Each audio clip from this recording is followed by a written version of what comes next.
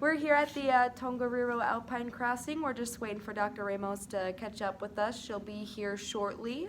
So we just thought in the meantime we would talk about the effects of heroin on rat prosocial behavior as a light topic. Fun. Yeah. Yeah. Here you go. Let's get some rats some heroin and Yeah. see what happens. I'm gonna put it here for Just some light chat, light chatting while we wait. The usual.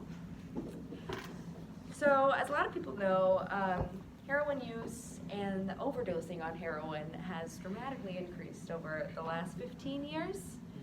Yeah, so this has been a lot to do with the overprescription of opioids, which then lead to opioid dependency, which then lead to heroin. Yummy. Yeah. And so opioid use disorder is now classified in the DSM-5. It's like a thing. It's like a whole disorder. So it's raised a lot of questions that have to do with how it affects us and how heroin affects our lives, because it's pretty pertinent right now.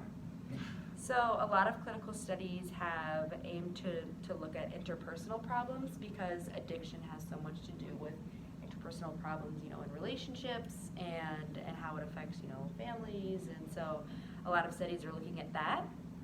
And most of them have kind of all decided that it's pretty complex, has a lot to do with everybody's different physiologies and, psychology and the environment they're in. But generally, they've all come to the consensus, for the most part, that empathy and socialization are both deficient in heroin users. So that's sad. But It is. yeah. But we also know that rats are similar to human beings. And they are also capable of prosocial and empathy-like behaviors. So it's a lot easier to experiment on a rat and see how heroin affects them than a human being. So this experiment from Arizona State University looks at rats and heroin. The two go well together. So Rats and heroin. yeah. That's my favorite combo. Yeah. Yeah, so rats are pretty pro-social, so most of the time if a free rat sees a trapped rat of the same species, they will give up their food to go and release the trapped rat, and they'll share their food with them. It's a little different if it's a stranger species, but once they're acclimated to the stranger species, then they will also release them, which is pretty nice. But in this experiment, it's going to look at the effects of heroin on that prosocial behavior in rats. So specifically in this one, that makes it different from other times, is that they look at self-administration of heroin. So they're looking at if a history of heroin self-administration makes a difference in the willingness of a rat to release a different one. And so they're hypothesizing that rats that do have a history of heroin self-administration will choose to continue to self-administer rather than freeing another rat. Jerks. Yeah. I mean, can you blame them though?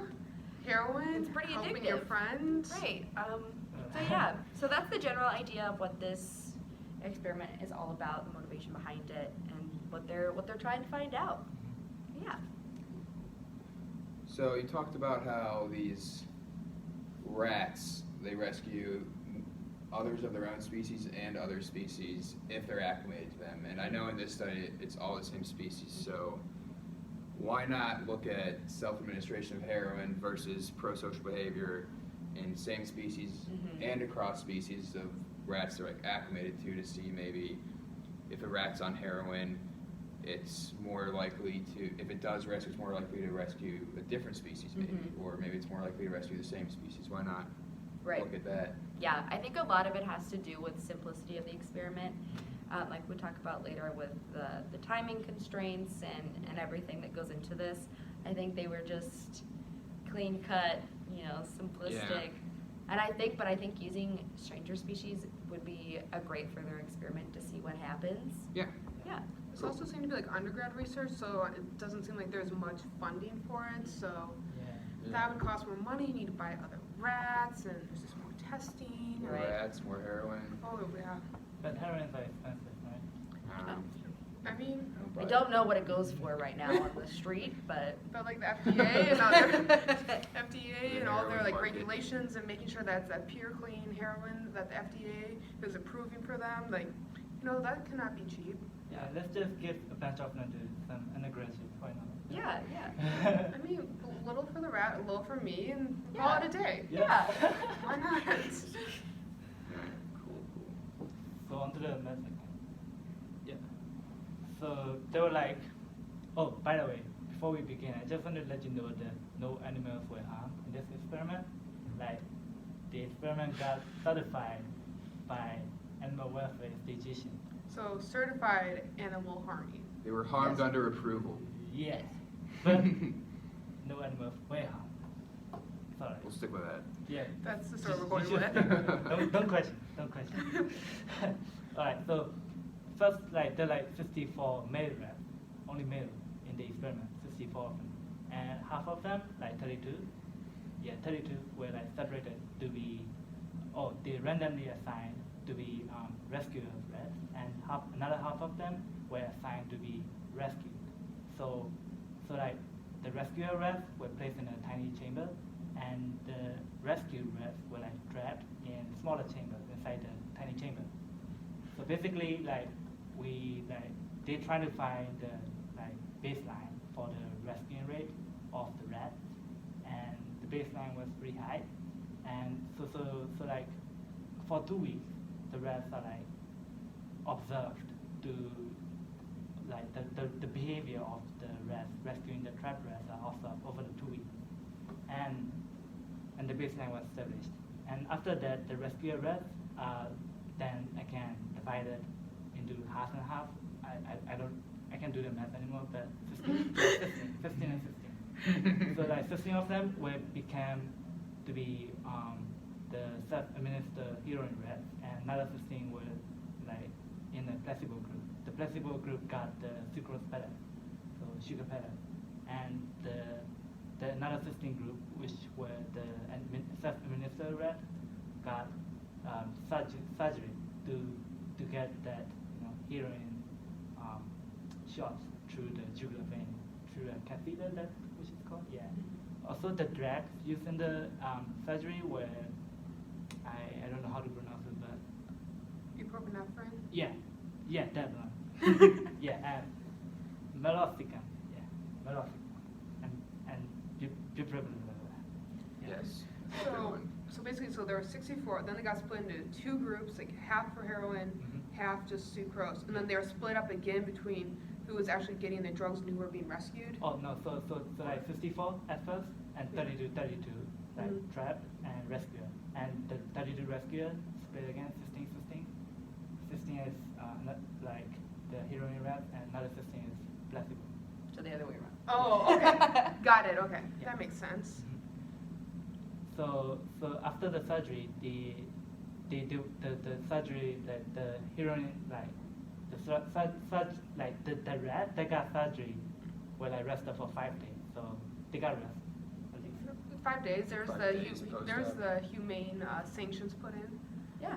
You have 5 days. Now we're That's going to nice. experiment on you some more. No Yeah. rats were harmed. I So- mean, yeah, they were under the influence of analgesics, so no harm. So No harm. did the other half? Did they get a like a fake surgery, and like did they get those other medications also? No, not really. They got sugar.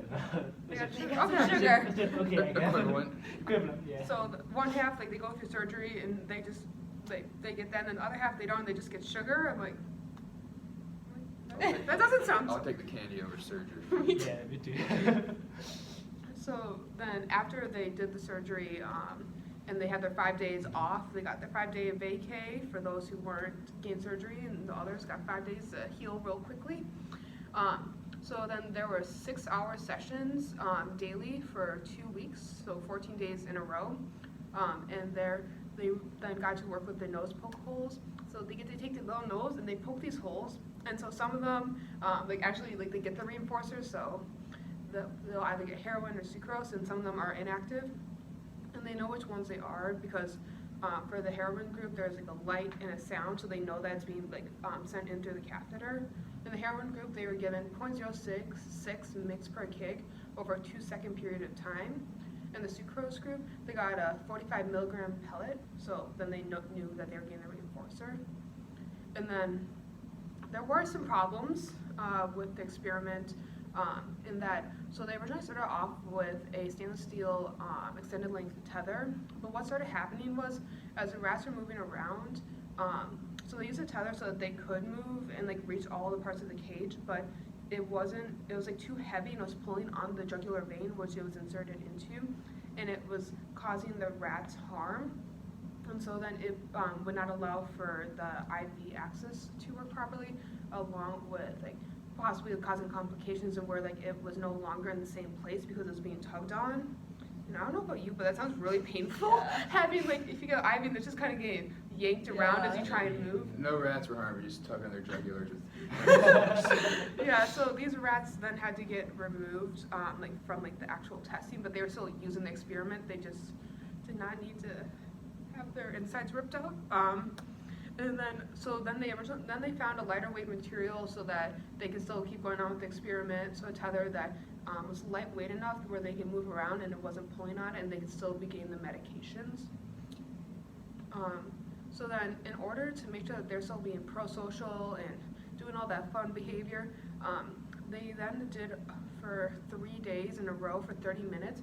They tested their behavior, and so they were still given like their heroin or their sugar pellets, but in this they were being video recorded. So then this video could be sent to 3 investigators who are blind to the conditions to make sure that these rats are indeed acting as if they were like acting as though like they were still functioning. Like we want to make sure that they're not just getting so much heroin that they're just in a stupor and they just are laying there and just like I'm not moving, I'm Right. done, I'm so high. Or like the sugar ones like that, they are like too full on sugar where they're like, yeah, no, or they're like too wound up where they're just like doing laps around like their little like cage. So it was just making sure that their behavior was not being overly affected where the experiment would then have some biasy there. And so like their overall purpose was then seeing like, will this administration like change the willingness to aid those of the same kind, and so that was also what that was getting at. So why just sucrose because it's sugar and it's cheap, or it's another budget cut, or like why sucrose? I mean, probably because it's cheap, but then also just because it is extremely addictive. So they're still getting another addictive substance, and they do then still have to make that choice between, do I want to save you, or do I want something else that's addictive? And I think all of us here can probably say we are addicted to sugar. Yeah. So it's like another and it's like something naturally found. I mean, probably not what they were given, but Yeah. it's still something that can be used to show the addictiveness. All right. Well, after they did all this lovely heroin and sugar testing, they got some results, and these were a proportion of rescue, the time it took them to rescue when they did rescue, and then at the end they also tested a few other things that I'll get into. So in terms of the proportion of rescue, with the heroin non-patent rats, so again, these were the rats that received a catheter and were getting heroin, but then there was some sort of catheter malfunction, so their administration stopped and they were no longer able to receive the heroin through their jugular. So pre-treatment, these were at about a 91% rescue rate, so this is a high rate. They were being friendly, and this dropped to 81. So it was a decrease, but not a crazy decrease. The sucrose ones pre and post went from 91 to 76, so a slightly greater decrease, but still nothing crazy. But we looked at the heroin patent groups, so the ones that successfully got heroin the whole time, their catheters worked and everything, they dropped from 78 to absolutely none. None of these addicted rats wanted to save each other. They were all about the heroin. They didn't want to save anyone. They just wanted to get high. I mean, So fair enough. I mean, as one does when you're on heroin. yeah, relatable. For sure. And then, so looking at the mean latency time, so how long it took them to rescue the rats when they did. The sucrose rats got a little lazier after they had their sugar. They increased by 10 seconds. They went from 79 to 89 seconds on average to rescue each other. The heroin non-patent rats, so again, the ones that had the catheter but didn't receive heroin the whole time, interestingly, they actually helped each other more quickly by a pretty big margin. It went from 362 seconds pre-treatment to 129 after, so Oh, wow. that was pretty interesting. And then, of course, the heroin patent rats are the ones that received heroin the whole time. They didn't have a post-treatment measurement because they didn't help each other at all. So, but I mean, before the treatment, it was at 430. So this was much greater than these other two. So that's something pretty interesting that they found. Not really sure why that happened, but to make sure that the heroin wasn't just putting them into this drunken stupor like you were talking about earlier, and that they just were simply too high to do anything. They did a few tests on pica, stereotypy, aberrant grooming, hyperactivity, and non-specific swallowing. They looked at these on a 0 to 4 scale, so they kind of were just trying to get a gauge at, like, are these rats, like, too high? Like, are they just, like, what's going on here? So when they did these studies, they found that on a 0 to 4 scale that they were all on average below 2, so they were able to conclude that, okay, these rats are high, definitely, but they're not too high that they're just completely immobilized, just sitting there, like, tweaking out. So we found the perfect amount of heroin to give rats. yes, exactly, the sweet spot of heroin for rats. So Awesome. if you're trying So to get this a was a rat great high, study then. 0.06 is the one. Okay, good to know. Yeah. So, yeah. So I guess like there are definitely some limitations with this study. Yes. I mean, the amount of subjects, because the Yeah. catheter. Mhm. How many did we have left by the end? I think it's only like 6 heroin I did it, Yeah. and 7 sucrose. Yeah, it's only 13 of the Yeah. 32 that were supposed to be. Yeah. Yeah. I So think- that's a really small sample size. Yeah, I thought it was small to begin with 32, but then when they drop it down to 13, I mean, that's Right. barely any, like. Right. Yeah, so that's like really hard to make conclusions. And then also, they didn't do like a surgery on like that other group of rats. So the ones that are administering heroin, they might be doing it just because they went through something traumatic and they're like, I need something to take my mind off of what I just went through. Yeah. But hey, they gave him 5 days to relax. Oh yeah, those 5 days, yeah. And like they might still be in pain because meloxicam, I'm still not over why meloxicam. Like that's just like that's like for like it's really like a long-acting ibuprofen, and usually like after surgery you get like a long-acting Aleve or something, and like it's an anti-inflammatory. So then the anti-inflammatory could be causing other issues that the other rats, because they were not on an anti-inflammatory medication, could then be experiencing like different effects. True. Yeah, I think something interesting to look at in the future is just kind of messing with this concentration of heroin too. Like maybe if they start weaning off of it and going from 0.06 to 0.05 to 0.04 to 0.03 the next time, maybe they'll reach a threshold where they actually do want to start rescuing their rat cage mate instead of continuing to take the heroin. Like maybe at some point they're like, you know what, this isn't doing it anymore. I'm just going to rescue my mate anyway. So Yeah. that's something interesting to look at in the future. As well as looking at maybe rats from the wild. Like these rats have all been in confinement their whole life. Like they don't really know life outside of sitting around waiting for someone to feed them. Like maybe rats from the wild like have way more complex brains in terms of like their social behaviors. Like They have more of like that instinct to like Yeah. survive, whereas these guys, they know you're gonna feed me, you're gonna give me water. Why Yeah. should I try? yeah, Yeah. definitely. And they probably live in, I mean, maybe larger groups too. I don't really know a lot about rats in the wild, but I feel like they probably see other rats. They see more than 63 other rats throughout their lives. Like, Yeah. I mean, I go to don't the know. New York subways and you'll probably see more than 64 in a day. yeah, honestly. But yeah, so I think another future experiment that would be interesting would be to see what it would look like with female rats, because I know this was all done on males. So seeing the difference in if there is a difference in, the prosocial behaviors Yeah. of female rats versus males. yeah, I'm sure hormones could be playing some role in how the heroin affects them and just their immune systems in general. Yeah. Like, Yeah, and even between like genders, like seeing if like males are more likely to rescue males versus females, Right. and vice versa, Mhm. and that. yeah, like maybe even if they're addicted to heroin, and they would usually choose it if it was just a male inside the trap container. Like maybe if there's a female inside, they're gonna say, I want to save that girl in there. That Like, damsel even, distress. even though I want heroin so bad, like I want like a Gotta get mate. the I girl. want a mate even more. Yeah. Who knows? So it's also, I think it's interesting to look at the effect of withdrawal, like in non-pregnant group. Like at first the non-pregnant group, like rat got the heroin, but they stopped getting it because of the catheter problem. Yeah. So you could look at you could think about if the withdrawal if it's affecting the increase in the rate of like rescuing the rats.